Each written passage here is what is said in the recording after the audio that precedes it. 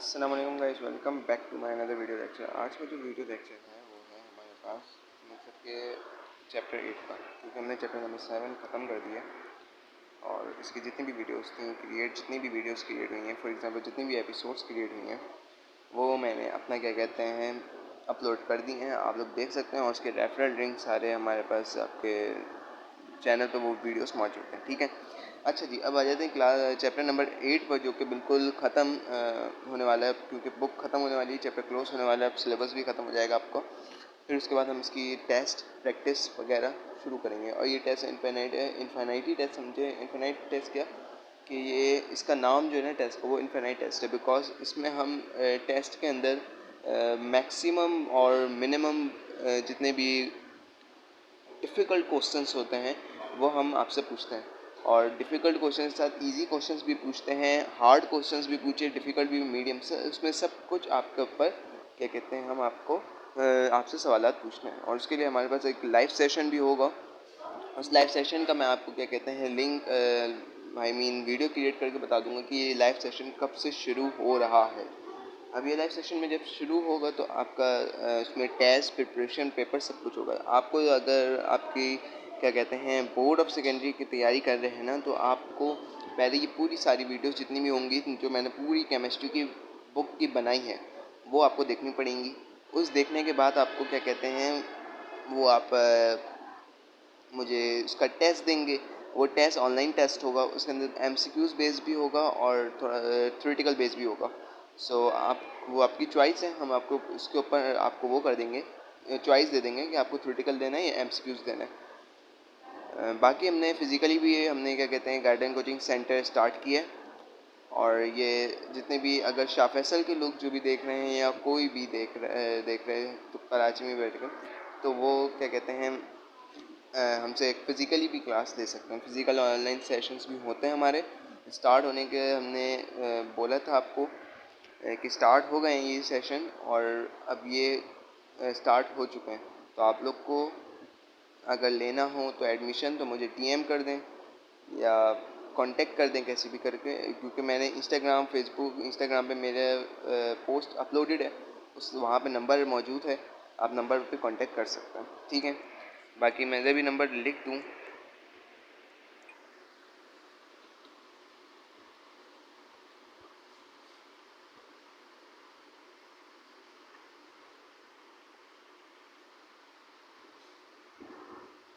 ये मेरा नंबर है, इसके ऊपर आप कांटेक्ट कर सकते हैं।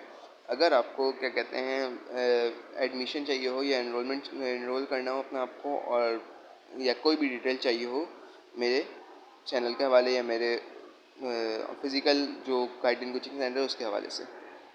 ठीक है, नोट कर लें अगर आपको नोट करना है। अच्छा जी, अब ज़रा बात आ जाती है चैप्टर नंबर 8 की। चैप्टर नंबर 8 का ये हो रहा है, चैप्टर नंबर 8 क्या है। सबसे पहली बात आपको मैंने बोला था कि आप लोग समरी पढ़िएगा, तो समरी पढ़ लीजिएगा उसकी। ठीक है, चैप्टर नंबर 7 की। चैप्टर नंबर 8 के अंदर केमिकल रिएक्टिविटी आती है। केमिकल रिएक्टिविटी, अब देखो इसके ऊपर जूम कर देता हूँ।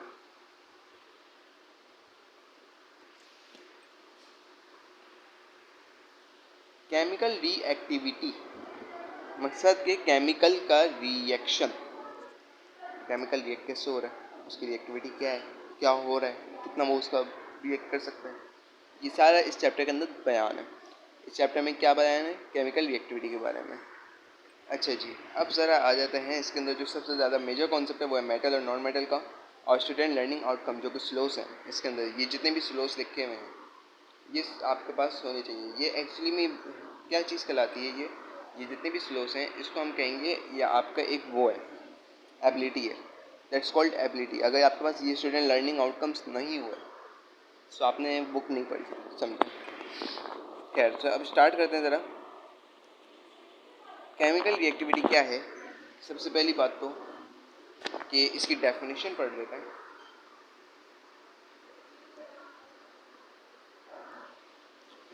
Medicines, plastics, glass, detergent, types are the product of chemical reactivity. This property of substance to undergo the chemical reaction with any material that is called chemical reactivity. कोई भी ऐसा सब्सटेंस जो कि केमिकल रिएक्शन के undergo मतलब chemical reaction के अंदर जाए वो क्या कहलाएगा, केमिकल रिएक्टिविटी। फॉर एग्जांपल मैंने जैसे कि बहुत वैसी एग्जांपल दे रहा हूँ, ठीक है।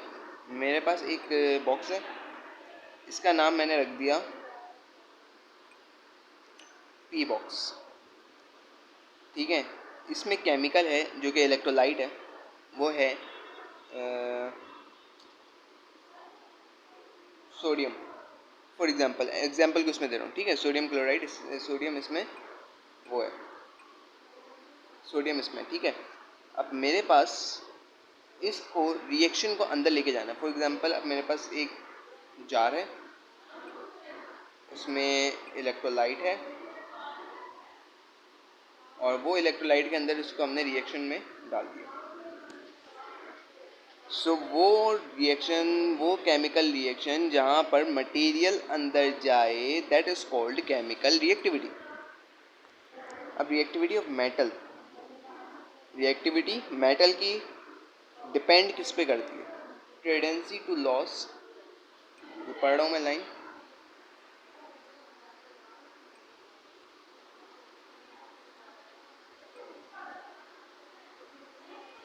reactivity of metal depends on the tendency to lose the electron, and that the non-metal depends on tendency to accept the electron. Reactivity of metal और नॉन मेटल की, दोनों की मेटल और नॉन मेटल की रिएक्टिविटी किस पे depends है, metal की किस पे डिपेंड है, लॉस ऑफ इलेक्ट्रॉन पे, इलेक्ट्रॉन लॉस हो जाएगा अगर। और नॉन मेटल की क्या है कि वो पॉजिटिव मीन्स एक्सेप्ट, लेकिन इसका मतलब उल्टा है।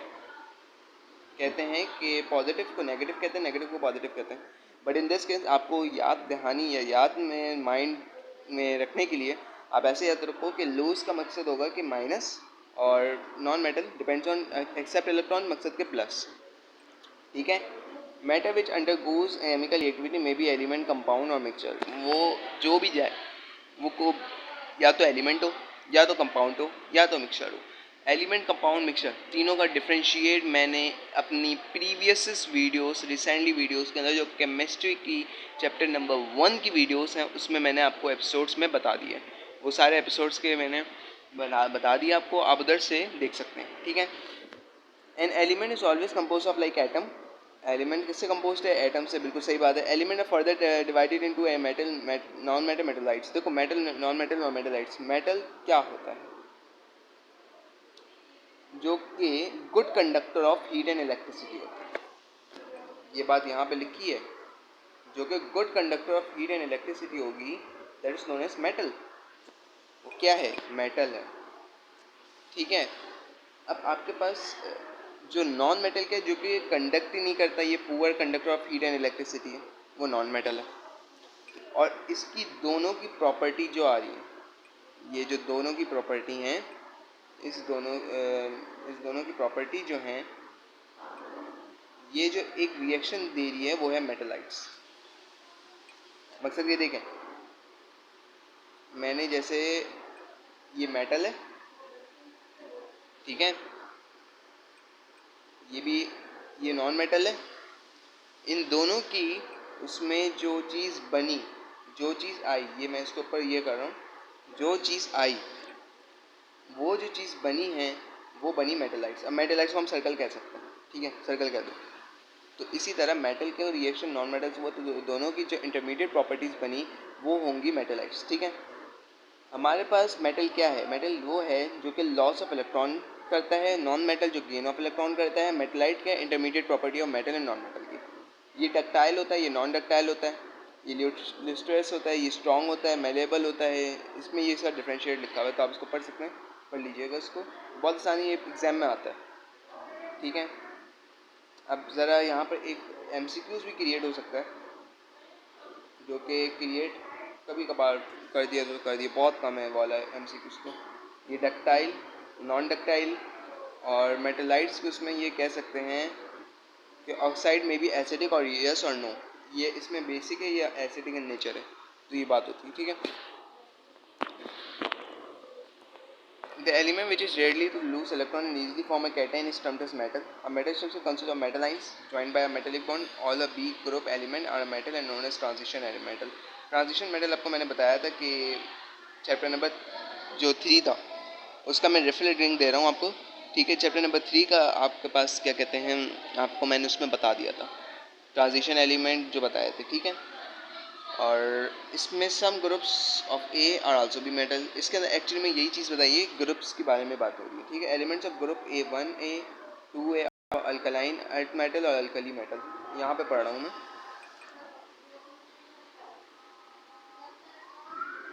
ठीक है। अब ये जो एक बहुत बड़ा है चार्ट बना हुआ है भाई, ये एक्चुअली में बना हुआ है ग्रुप वन ए में कौन से एलिमेंट्स आते हैं, ग्रुप टू ए में कौन से एलिमेंट्स आते हैं, ग्रुप थ्री ए में कौन से एलिमेंट्स आते हैं, फोर में कौन से आते हैं, फाइव में कौन से आते हैं और सिक्स में कौन से आते हैं, इस तरह के एलिमेंट्स कौन कौन से आते हैं, ये ट्रांजिशन एलिमेंट कौन से होते हैं, ठीक है। जो भी ग्रुप बी ग्रुप के एलिमेंट्स होते हैं वो मेटल होते हैं और उसको हम ट्रांजिशन मेटल्स भी कहते हैं। अच्छा जी, यहाँ पर डू यू नो पढ़ लेते हैं। बेरिलियम जो है, जो कि लाइट स्ट्रॉन्ग है एंड हाईली टॉक्सिक मेटल है, it is small can of 0.25 mg, can kill a rat. Most abundant metal aluminium, unusable metal iron, reactive metal caesium, lightest metal lithium, heaviest metal osmium, and most malleable ductile metal are gold and silver. That one is called MCQ space.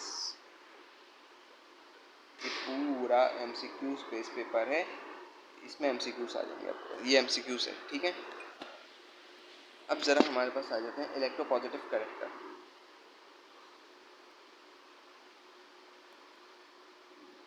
अच्छा, ये अब actually में ख़त्म हो जाएगा बहुत जल्दी, ये मकसद थोड़ा सा बड़ा चैप्टर है, बट इसमें पढ़ाने वाला ऐसा कुछ है नहीं खास। चैप्टर नंबर 8 में लोगों ने बहुत कम पढ़ाया और मैं भी इसमें से सिर्फ गिने चुने टॉपिक पढ़ाऊँगा आपको, क्योंकि इसमें कुछ ऐसा खास पढ़ाने वाला नहीं है और इसमें से कोई एक सवाल आता भी नहीं है, सिवाय ये 2 से 3 सवाल आते हैं, मेटल, नॉन मेटल और मेटलाइट्स, ठीक है। इसमें से वो अब देख लेते हैं इलेक्ट्रोपॉजिटिव करेक्टर में बारे में। मेटल है highly electropositive due to the property this easily loss the valence shell electron, valence shell मैंने आपको बताया था, ठीक है।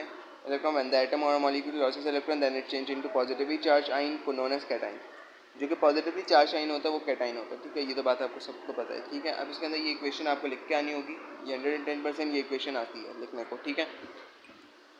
Electropositive character of metal increases down the group with increasing atomic size, alkali metal, ये पुरानी चीज़ लिखी हुई है। Low ionisation potential value and the nucleus force on the valence shell is very weak so that they can lose their valence shell electron easily, hence they are highly reactive, highly electropositive।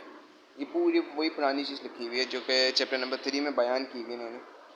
Valence shell की configuration क्या होती है, electronic configuration जितनी भी इसका बारे में है, ठीक है। लिथियम का क्या है, colour of flame.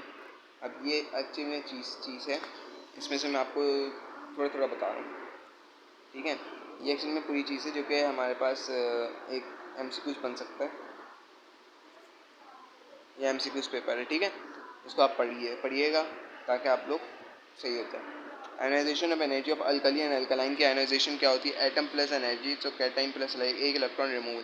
So removal energy जो कि आयनाइजेशन एनर्जी क्या है, removal of electron from any element required energy which is known as ionization energy. मकसद के इलेक्ट्रॉन की रिमूवल को हम क्या कहते हैं, आयनाइजेशन एनर्जी के, ठीक है, जो कि रिक्वायर्ड होती है। आयनाइजेशन पोटेंशियल बैलेंस जितना भी है इसके बारे में ये पूरा लिखा हुआ है और ये भी एक MCQs पेपर बन सकता है, जिसको मैंने अपना इसे कर देता हूँ, ये एक MCQs पेपर बन सकता है, ठीक है। बाकी हमारे पास आयनाइजेशन की ये छोटी छोटी चीज़ें लिखी हुई हैं, आप इसको पढ़िएगा क्योंकि इसके अंदर ये पूरा पुराना ना चैप्टर नंबर 3 के बारे में पूरा लिखा हुआ है, जब भी मैं इसको नहीं पढ़ा रहा हूँ, ये चैप्टर नंबर 3 के बारे में लिखा हुआ है जिसकी वजह से मैं इसको नहीं पढ़ा रहा हूँ। चैप्टर 3 में पूरा ऐसे बिल्कुल लिखा हुआ है। अब जैसे ये है ना, कंपैरिजन रिएक्टिविटी अल्कली अल्कलाइन, ये आता है, ये आता है, ठीक है। अब ये मैं आपको बताता हूँ, ये पढ़ा के बताऊँगा आपको क्योंकि वो मैंने पढ़ा दिया। ये हाईली रिएक्टिव होते हैं ग्रुप 2A के, इनकी लो आयोनाइजेशन एनर्जी होती है। लेस रिएक्टिव होते हैं ये ग्रुप 1A के एलिमेंट, बट ये हाई आयोनाइजेशन एनर्जी होती है। अब यहाँ पर हमारे पास इमीडिएटली ट्रांजिशन एयर है, रिएक्ट विद ऑक्सीजन है, रिएक्ट स्लोली विद हेलोजेंस हैं, रिएक्ट वायलेंट विद हेलोजेंस हैं। हेलोजेंस का भी आपको पहले बता चुका हूँ, तो ये पूरा आप पढ़िएगा, ठीक है। बाकी मैं इसको सिर्फ घुमा ऊपर कर रहा हूँ, ये प्रॉपर्टीज़ आती हैं, ठीक है। इन प्रॉपर्टीज़ को आप लिख सकते हो, यूजेस इसके लिख सकते हो, प्रॉपर्टीज़ लिख सकते हो। प्रॉपर्टी आप 3 लिख सकते हो, 3 से ज़्यादा भी लिख सकते हो, ये आपके ऊपर डिपेंड है, ठीक है। अगर आपने ये पूरा भी लिख सकते हो ये 3 भी लिख सकते हो विद द क्या कहते हैं इक्वेशन, और ये 4 भी लिख सकते हो। ठीक है, तो ये आप 4 ये वाली भी लिख सकते हो। तो एज यू विश, आपको जितने भी लिखनी है, छोटी छोटी प्रॉपर्टीज आप खुद समझ जाओगे पढ़ पढ़ के इसको कि क्या है। ठीक है, अब यहाँ पर हमारे पास सोडा आश वगैरह ये जितना भी है ना, इसका हमारे पास क्या आता है, ये आता है हमारे पास इसका सोडा आश का पूछेंगे ये लोग आपसे, सोडा ऐश आश जो भी का पूछेंगे आपसे कि ये इसका केमिकल फार्मूला बताओ। क्या बताओ? Chemical formula. आपको केमिकल फार्मूला बताना होगा। बेकिंग सोडा का केमिकल फार्मूला, टेबल सॉल्ट का केमिकल फार्मूला, सोडियम नाइट्रेट का केमिकल फार्मूला बताना होगा और उसकी एक एक एक यूज़ लिखनी होगी। अब मैग्नीशियम में आगे, मैग्नीशियम के में जितना भी हमारे पास लिखा हुआ है वो आप लिख दोगे, ये आसान है, ये भी आता है कभी कभार।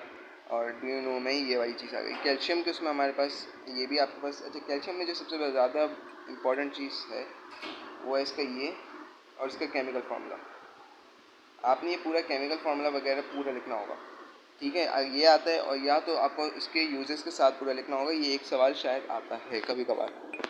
ठीक है, अच्छा soft and hard metal is the one of the most एक इम्पॉर्टेंट टॉपिक है और आप लोग को ये पढ़ा भी नहीं है तो इसलिए हम पढ़ाऊँगा मैं इसको। सॉफ्ट मेटल क्या होते हैं और हार्ड मेटल क्या होते हैं? वो जो कि स्क्रैच हो जाए ईजिली, वो मेटल जो कि स्क्रैच हो जाए ईजिली वो सॉफ्ट मेटल है, जो स्क्रैच ना हो वो हार्ड मेटल है। अब हार्ड मेटल में हमारे पास strong resistance toward scratching, strong resistance हो स्क्रैचिंग के वक्त, जो कि बहुत मुश्किल हो। ठीक है, अब हार्ड मेटल में हमारे पास कौन कौन सा आ सकते हैं? हार्ड मेटल में हमारे पास आ जाते हैं, मेरा पेन कहाँ चला गया? हार्ड मेटल में मेरे पास आ जाते हैं nickel, iron, tungsten and hard metal. और सॉफ्ट मेटल में जो आ जाते हैं वो है मेरे पास sodium, potassium, radium and soft metal. ये सारे क्या होते हैं? सॉफ्ट मेटल हैं। ठीक है, अब सोडियम आयन क्या होता है? सोडियम और आयरन के बारे में इन्होंने डिफरेंस दिए जो कि आता ही है। तो सॉफ्ट मेटल इसके अंदर होता है, इसमें हार्ड मेटल होता है। और ये जो एग्जांपल है ना, ये आता है एमसीक्यूज़ में। ये जो ऊपर एग्जांपल्स मैंने आपको बताई हैं, ये जो एग्जांपल्स हैं निकल, सोडियम, पोटेशियम वगैरह जितने भी हैं ये आती हैं एमसीक्यूज़ में। और इसके पूरा क्या कहते हैं डिफ्रेंशिएट ज़रूर आता है। कभी कभार ये नहीं आया, तो पिछले साल शायद आया होगा या अगले साल, बट ये आता है, तो इसको भी पढ़ लीजिएगा। बाकी हमारे पास इतना कोई ऐसा खास नहीं है, बस insert of noble metal, commercial value of एक बताई हुई है इसके अंदर, सिल्वर की क्या होती है, गोल्ड की क्या होती है, प्लेटिनियम की क्या होती है, ये एक्चुअली में आते हैं। ठीक है, ये भी आता है। बाकी नॉन मेटल के बारे में इन्होंने बताया। ठीक है, ये पूरा चैप्टर आज मैं ख़त्म कर दूँगा। नॉन मेटल के बारे में क्या है कि ये टेंडेंसी टू एक्सेप्ट इलेक्ट्रॉन होते हैं। ठीक है, अब नॉन मेटल के अंदर ये हमारे पास एग्जांपल आ जाती है, ये मेलेबल होते हैं, नॉन मेलेबल होते हैं, डक्टाइल, नॉन डक्टाइल होते हैं, डुअल अपीयरेंस होता है। मोस्ट ऑफ नॉन मेटल क्या हो, कौन से एग्जांपल्स दी हुई हैं इन्होंने, तो ये आपको याद रखनी होती है। इलेक्ट्रोनेगेटिव करेक्टर, इलेक्ट्रोनेगेटिव करेक्टर वो होता है जो क्या एक्सेप्ट करता है इलेक्ट्रॉन को। Non metal has property to accept electron easily and form anion. Anion बना दिया, क्या बना दिया? एनाइन। What is anion? ये आप मुझे कमेंट सेक्शन में बताओगे, क्योंकि ये मैं पढ़ा के आया हूँ आपको प्रीवियस स्ट्रक्चर में, प्रीवियस लेक्चर में। ठीक है, तो ये आपका हमारे पास बताओगे आप कमेंट सेक्शन में। ठीक है, बाकी हमारे पास ये डॉक्टर विनेसन जे स्टाफर। अच्छा, ये चीज़ एक्चुअली में ये जो बहुत मोस्ट इम्पॉर्टेंट मुझे लग रहा है, ये आप कर लो, इसको आप देख लो एक दफ़ा। ठीक है, इसको जब आप एग्जामिनेशन में बैठने लगो ना, तब आप इससे पहले ये देख लेना। ठीक है, अच्छा electronegative character increase across the period because the atomic size is decrease and nuclear charge density is increase. Nuclear charge density increase हो रहा है। ये सारे इलेक्ट्रोनेगेटिव कैरेक्टर के बारे में बताया कि क्या होता है। इसकी डेफिनेशन आपको पता चल गई, बहुत है। Comparison of reactivity of halogen भी हमने छोड़ देते हैं। अब ये जो चीज़ें ना स्किल्स हैं, अब ये एक्सपेरिमेंट है, अब आपका एक्चुअली में चैप्टर ख़त्म हो चुका है। ये जो स्किल एक्सपेरिमेंट्स वगैरह हैं ये सारे आपको स्कूल वाले करवाएंगे अगर आप इनको करवाना होगा। बट आपका chapter complete now, the chemistry की बुक आप सिलेबस कंप्लीट हो चुका है। और आप लोगों को क्या कहते हैं, मैंने फिर दोबारा बता दूं कि हमने फ़िज़िकली भी कोचिंग स्टार्ट किया है, आप लोग इनरोल हो। मैंने उसका नंबर दोबारा लिख देता हूँ।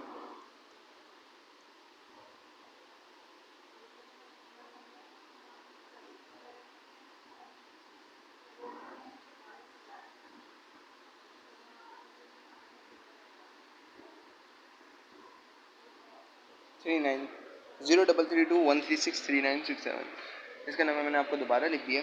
ठीक है, एक्चुअली मैं हमारे पास क्या कहते हैं इसकी बहुत सी ऐसी सर्विसेज हैं। हम मेडिकल के सब्जेक्ट्स भी समझाएँ पढ़ाएंगे, एनाटमी, फार्माकोलॉजी और बायोलॉजी वगैरह। एमडी कैट की भी हम एम कैट के भी पढ़ाएंगे बायोलॉजी के, उसमें हमारे ये स्पेशल सर्विसेज हैं।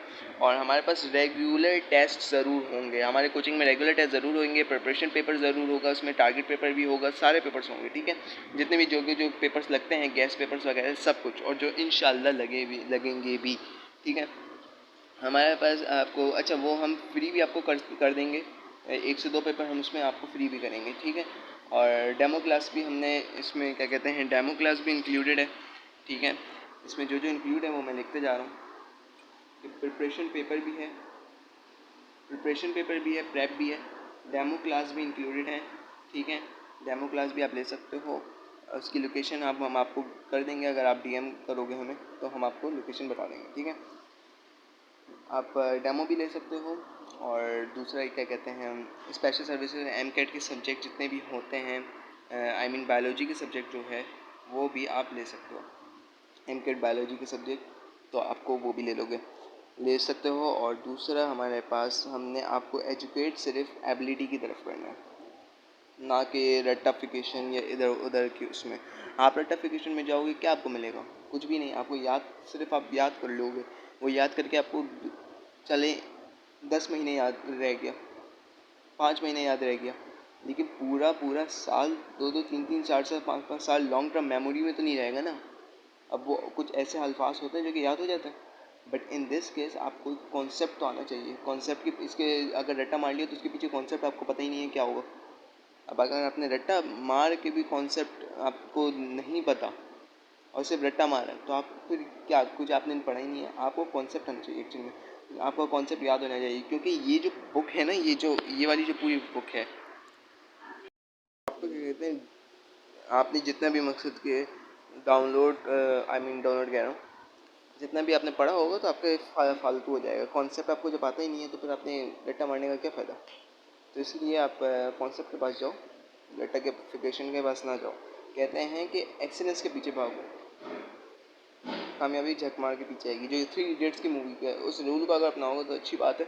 एक्सीलेंस के पीछे, ये इसके पीछे मत भागो, रट्टाफिकेशन, फर्स्ट पोजीशन, ये वो नहीं भाई। आप हमारे कोचिंग में ये एक चीज़ है कि हमने किसी को उसमें फर्स्ट सेकंड थर्ड पोजीशन नहीं डाली, हमने ग्रेड्स डाले। हमने ग्रेड्स और क्या कहते हैं परसेंटेजेस डाली हैं, कितनी परसेंटेज आपके पास है, इतनी परसेंटेज आपके पास है, तो ये हमने नहीं डाली। ठीक है, बाकी हमारे पास आपको अगर इनरोल होना हो तो आप मोस्ट वेलकम, हमें आप डीएम कर दीजिएगा। तब तक के लिए अल्लाह हाफिज़। और अब जो सब्जेक्ट स्टार्ट होने वाला है फिज़िक्स का, तो फिज़िक्स का मैं स्टार्ट कर दूँगा सब्जेक्ट चैनल। तब तक के लिए अल्लाह हाफिज़। Subscribe my channel, follow your dreams, और मेरे सारे चैनल्स को सब्सक्राइब करें ताकि आपके पास अपडेट आते रहे। क्योंकि जब आप नहीं करते हो सब्सक्राइब वगैरह तो आपके पास अपडेट नहीं आती, कुछ भी नहीं आता। तो अपडेट तो है ना, क्योंकि मैं अब इसके अंदर टेस्ट भी डाल रहा हूँ, प्रिपरेशन पेपर भी डालूंगा, लाइव सेशंस भी करूँगा, बहुत सी ऐसी चीज़ें करूँगा जो आपको अपडेट होनी चाहिए। तब तक के लिए अल्लाह हाफिज़। Subscribe my channel follow.